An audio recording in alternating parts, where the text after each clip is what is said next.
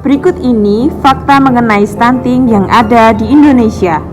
Berdasarkan Global Nutrition Report pada tahun 2018, prevalensi stunting yang ada di Indonesia berada pada peringkat 108 dari 132 negara di dunia. Sedangkan di Asia Tenggara sendiri, Indonesia menduduki peringkat kedua tertinggi setelah Kamboja. Sedangkan menurut data riset Kesehatan Dasar Kementerian Kesehatan, angka stunting nasional mengalami penurunan, yaitu pada tahun 2013 sebanyak 38,2%,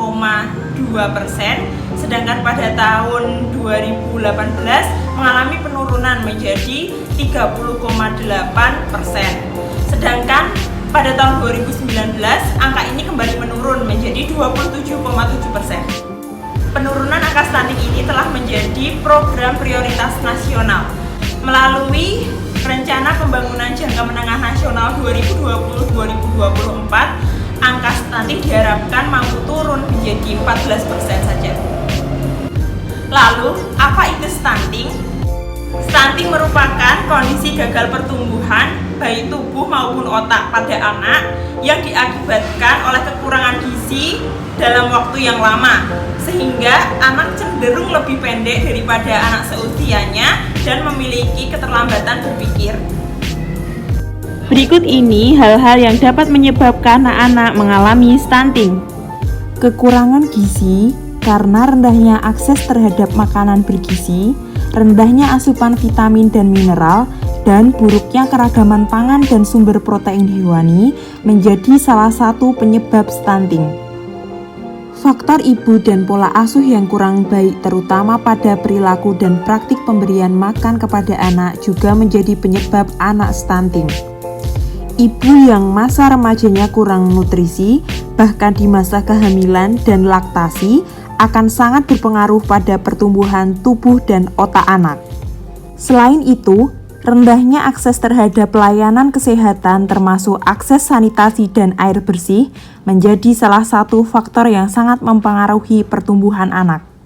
Faktor lainnya yang dapat menyebabkan stunting adalah terjadi infeksi pada ibu, kehamilan remaja, gangguan mental pada ibu, jarak kelahiran anak yang pendek, dan hipertensi. Dampak yang akan terjadi jika anak stunting yaitu yang pertama, balita akan memiliki tinggi di bawah rata-rata dari anak seusianya dan hal ini dapat terjadi di sepanjang hidupnya. Yang kedua, stunting dapat menyebabkan rendahnya kemampuan otak. Dalam jangka yang panjang, dampak tersebut akan mengakibatkan anak mengalami gangguan mental, rendahnya kemampuan belajar, dan dapat terserang penyakit kronis. Mana upaya yang dapat dilakukan untuk mencegah stunting?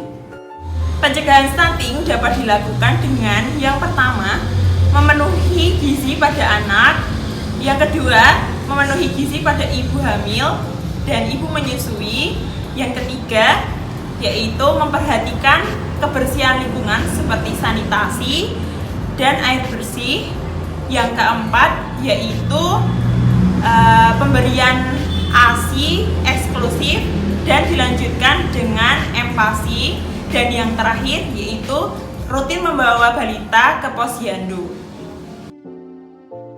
Mencegah stunting itu penting. Terima kasih.